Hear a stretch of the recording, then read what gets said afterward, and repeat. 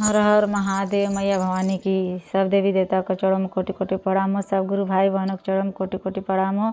हमारा नमस्कार करे, जो गलती हो माफ़ करे, फूल सपोर्ट करे। कवन फूल फूले नहीं हारवा त कवन फूल सासुरवा फूलै हे गुरु है कवन फूलवा फूले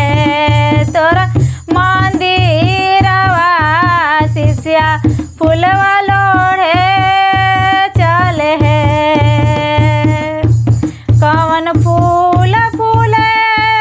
नहीं हारवा त कवन फूल सासुरवा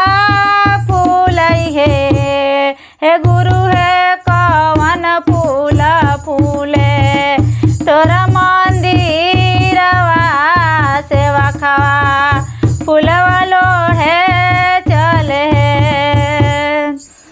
करम फूलवा फूले नहीं हारवा धरम फूल सासुरवा फूलै हे गुरु है दाया फूल फूले तोरा मंदिरवा सेवा खवा फूलवा लोढ़े चले करम फूल फूले नहीं हारवा धरम फूल सासुरवा फूलै हे गुरु है दाया फूल फूले तोरा मंदिरवा सेवा खवा फूलवा लोढ़े चले कैसन लागे नहीं हारवा